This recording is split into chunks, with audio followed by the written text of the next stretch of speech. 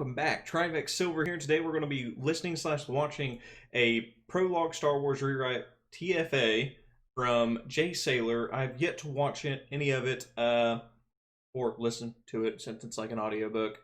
He's basically rewriting the entire Force Awakens series, so if you're a Star Wars fan, love reading / audiobooks, definitely check him out if you like what you hear. Of course, we're only going to watch or listen to the first one. He has 12 chapters in this.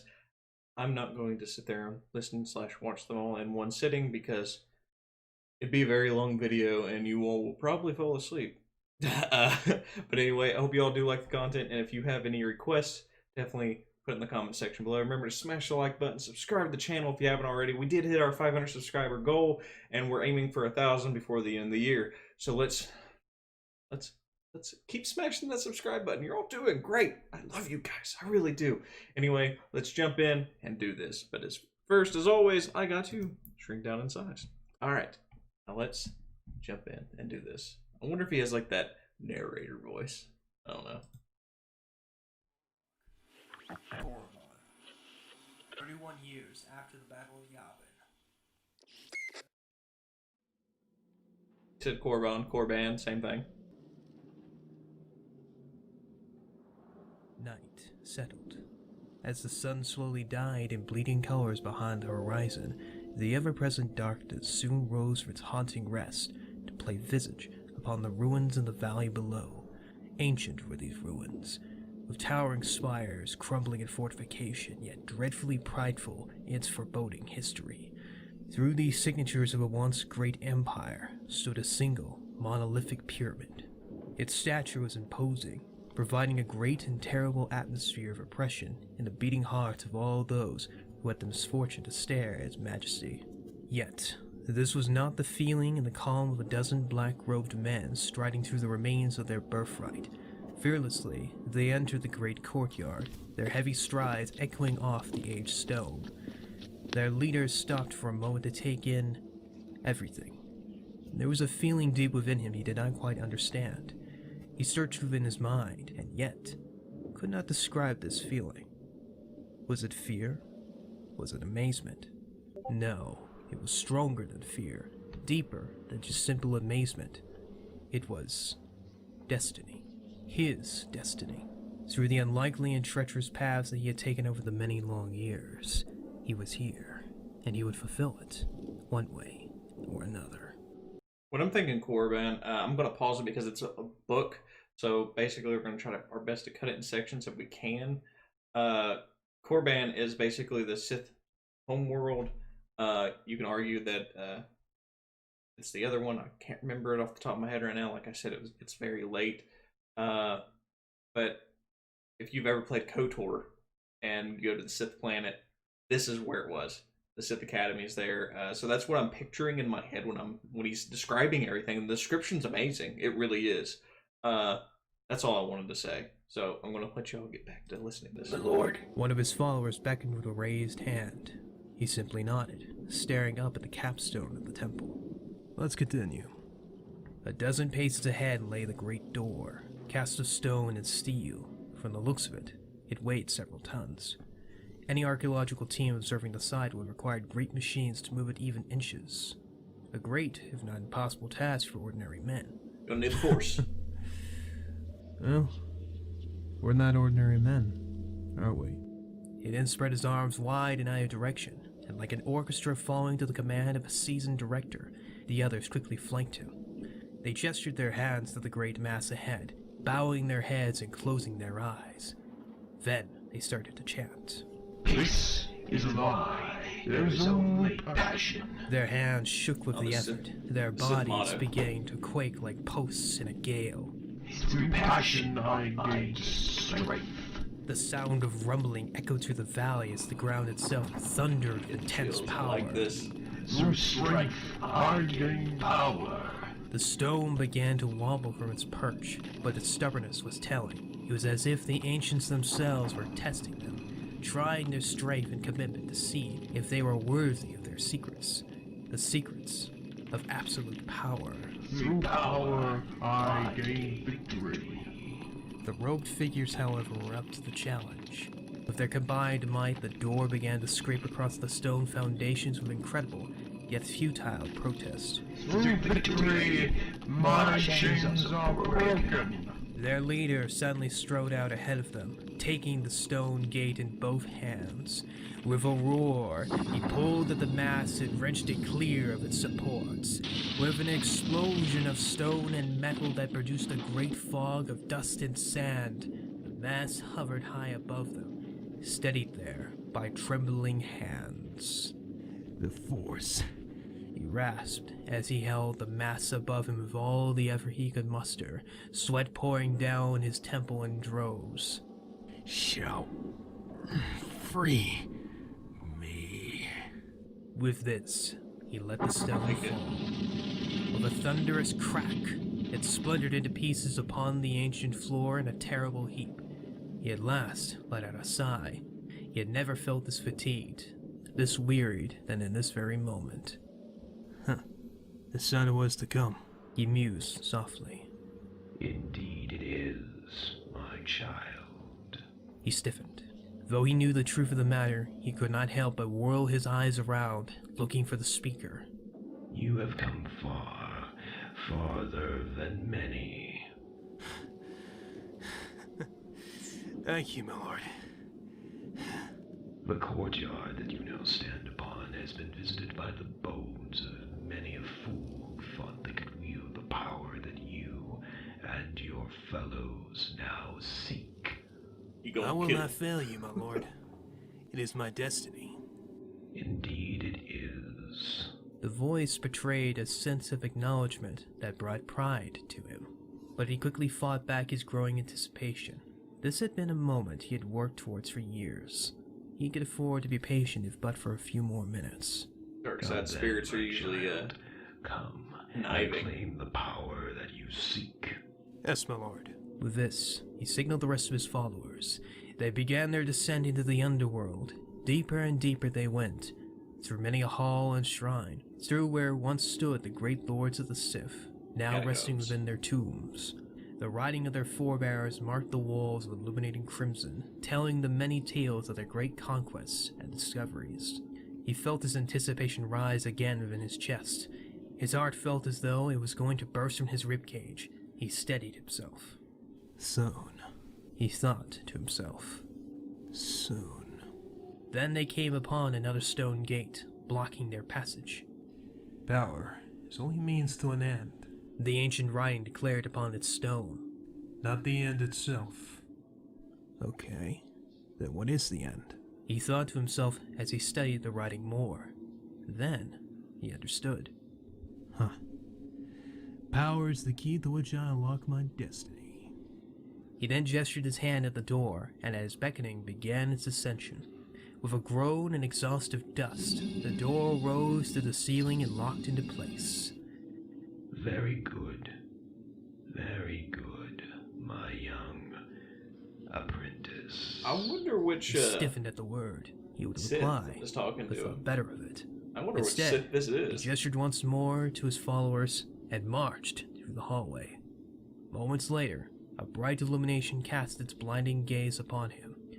When he cleared them away, he was greeted by a grand hall cast in deep golds, blacks, and reds. The stone, the metalwork, it looked new, preserved.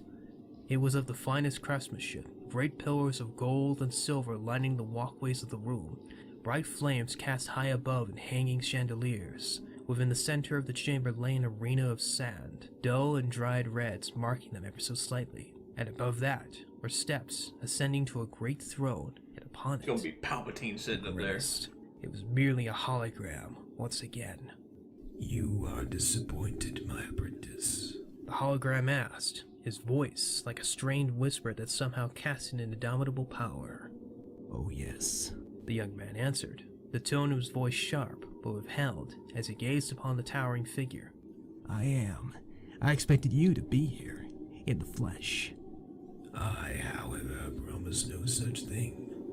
The young man narrowed his eyes. I have done all that you've asked, and yet you still don't trust me enough to meet me in person. Yes, The figure nodded knowingly. but there is a reason that I do this. He rose from his chair, the shimmering blue dancing in firelight as he descended the steps. His true height became quickly apparent, towering a head's length above all those below him, and in a blink, he was before him. The young man stared up at the figure, masked in robes of velvet darker than pitch, and yet the face itself was an even darker mask, like peering at the starless night. The figure stared back, the air becoming frigid like an arctic world. The lights seemed to dim, and an oppressive feeling lurched out that struck at the young man's heart, squeezing it. He clutched his chest, falling to his knees, but his eyes did not move. He would not back down. You prove my point. The young man's heart was released. He allowed himself to strain for breath as the imposing figure walked past him, his hands clasped behind his back. There was another like you, strong, impulsive, fearless. He became my rival, a challenger to my beliefs, and an upholder to the ancient ways. He then whirled on the spot, facing him deftly. It was he who nearly saw the end of our order. Palpatine. The young man spat out, struggling to catch his breath, his heart proving an utter hindrance. Who is it then? Yes. Even through the hologram, he could feel the man's smile. You know well of him, don't you, boy? He whirled on the spot again, gesturing to him with a friendly hand. Tell me, what was it that caused his downfall? Do you know? The younger of the two straightened himself, attempting to regain some of his composure. He thought for a moment. You underestimate the loyalty of his apprentice, the love he had for his son. The man in the dark velvet robes merely shook his head. No, my child, that was merely a result. Sidious's fall began long before that moment. It began with a fatal flaw. Shall I tell you? It is the least that I can do. He took his silence as an answer. I'm more interested now. It was his lack of vision, his lack of purpose. The younger man stared at him in astonishment. But he created an empire, He retorted. Yes, he did. And what did he do with it? He forced peace upon the galaxy. He established order where there was chaos. He laughed. He didn't really establish You peace. say, order? Yes, perhaps for a short while. But within the first years of his empire, impressive as it may be with its force of arms and infrastructure, one could see it inherited its ruler's own hubris. Hubris? What do you mean hubris? His abstract, unrestrained cruelty. But the way of the Sith is strength. Strength without purpose or reason? That, my child, is not strength. It This is guy knows stupidity. something about Revan. The younger man gave Revan me a said look that of before. interest. Confusion, So yes, is but Kreia. interest. Good. He thought to himself with a smile. He wishes to learn, then I shall teach him. Tell me, my child, did Master Skywalker open his doors to all in the galaxy, regardless of status or birth? The younger man nodded. Can you tell me why he did that? The younger man nodded, straightening even further at the mention of the name. His answer was immediate, and without hesitation. There was pride in his voice. Master Skywalker, he believed in people. He believed in what they could do. Yes. He answered with a smile. He saw their potential. He saw their spirit. This is Snoke, I believe. Your I uncle couldn't was remember his name. I had to look it up. truly a wise man. One who learned to understand his past. Snoop? He Snoke? then turned to the arena, contemplating softly. This was my student's greatest failure. He slaughtered countless people without His purpose. students' greatest favorite? He nodded slowly. This is There Darth is a Plagueis? benefit to being an observer. I'm The confused. rebellion that rose had vanquished him. He was their unwitting originator. He needed to sate his bloodlust, to control trillions of lives and craft worlds in his image. Only earned him the enmity of his subjects. He created his enemy. This is not the way of the Sith, and because of his arrogance, we were nearly extinguished. True. If that is the case, then why didn't we ally with Master Skywalker and his order? The younger man drew closer to him, standing beside him in the arena of sand and blood. Why? Why did you ask me to? Because of whom he would have protected. He answered rather somberly. You've seen it, my child. This new republic. It isn't truly new, is it? The younger man stared at the sand in silence, and that silence was telling. There was a saying, the sins of the father shall be carried by the sins of the son. For as much as the rebellion attempted to avert the damage done by its predecessors, it was inevitable for them to fall into the same trap. Such a waste. He sighed, his somber attitude once more surprising him. He shifted the sands before them, almost drawing with them. I respected your uncle for what he accomplished. He said at length. Rebuilding the order for nothing, breaking their stagnation, seeking knowledge in the pursuit of the Force. It is my greatest regret for what had to be done, but...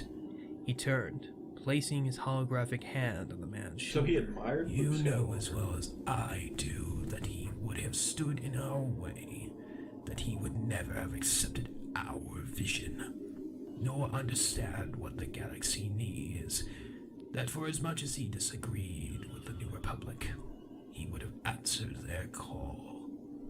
For this, he had to be swept aside for now. The younger man's head drooped. I mean, that's His true. Luke eyes seemed Skywalker shut. does. His heart weighed like to help heavily in people. sorrow as he replayed the events that shaped him, and what he knew he must do. Yet the screams, the accusing eyes glaring back at him, haunted him. He felt a hand at his chin, gesturing fatherly, and bringing his eyes back to the faceless, voidless being before him. I did, however, what none before you could, my child. I can feel your sorrow, your hatred. And I understand them all too well, but you also know what we must do. Tell me, my apprentice, tell me, what is your destiny? To save the galaxy, he answered stoically, his face hard and proud, his eyes full of meaning and power. Indeed. He nodded with approval, then his head drooped in a sense of utter foreboding that chilled the air to the bone. But first, there is one final test for you. Oh, I'm ready. We shall see. Upon uttering these words, the 11 other individuals suddenly encircled the pair of them. Shoulder to shoulder, they blocked all escape save for the throne. But it would be pointless to retreat there.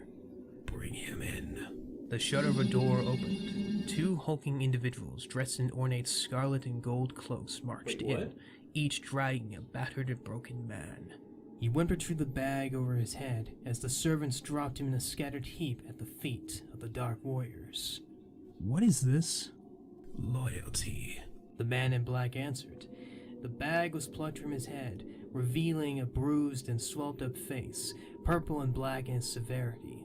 The face was unrecognizable, but the brown and gray robes he wore were unmistakable. The uniform of a Jedi. This is unnecessary, he protested, facing the unfazed look of his master. You don't need to kill him. He is our enemy. He is your enemy. And my child, you have long since made your choice. Suddenly, the cloaked figures rose to fighting stances. Their overcloaks fell to the floor, revealing men and women, human and alien, adorned in individualized black armor and robes. Yet what was most distinct were their masks. each trimmed in dark armored plating and silver metal face shields, each designed to their own specific fashion. Yet they each gave off the impression of wolves, hungry and utterly vicious to the thrill of the hunt. I was Their picturing hollow like eyes glared at Sith him, their from hands Total War swiftly 2. going to their dominant sides. Until he said There like laid the wolves. trophies of their many, many kills, and quite a few were the hilts of lightsabers. Then in a flash, 11 crimson sabers blared in their hateful fire, filling the room with a thick scarlet overture. He could only stare at his would-be executioners, knowing what would come if he refused. And your choice cannot be easily undone. His master broke through his thoughts with the slightest of whispers. He stared down at the fallen Jedi, his eyes meeting the desperate, silently pleading face with measured guilt and knowledge in what he must do. Fulfill your destiny, my child. Fulfill your grandfather's legacy. He stared down once more at the Jedi before him. Then he drew his weapon. A ravenous, flame-like blade sprouted forth from its middle with an animalistic growl.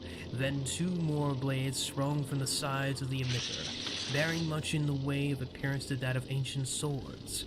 The crossguard was an ancient design, found among the first to harness the power of the lightsaber. Its fiery because the color crystals drew a were, red shadow over the Jedi's face, sealing in that moment his fate. Then, like an executioner's axe, the blade descended in the blink of an eye, and the body fell to the floor, cold as the stone on which it lay. The student let out a restrained breath. He felt as though he were in a nightmare. Then he felt the cold, sizzling hand taken by the shoulder, speaking softly, almost fatherly. Well done, my child. Well done.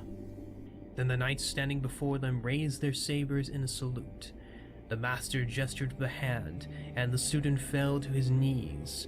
He felt the simmering hands upon the sides of his face, and then he heard the roar of a lightsaber, glimmering softly in the hologram beside his head. Then he noticed the others, lowering their sabers in his honor. By the will of the ancients, by the strength of darkness, by the right of the Sith, dub thee I do, Kylo Ren. Suddenly, a mask like no other appeared before him, like hovering that. above his head, black in form, steel in trim, its faceplate like a shadowed mandible. Rise, Lord of the Knights of Ren, rise and take your birthright. And so, he clutched the helm in both hands, rising to his feet. He stared into the visor and found a different man staring back at him. The man he knew he must become. And in that moment, he donned the helmet with a loud hiss and became that which he must be. What is thy bidding, my master?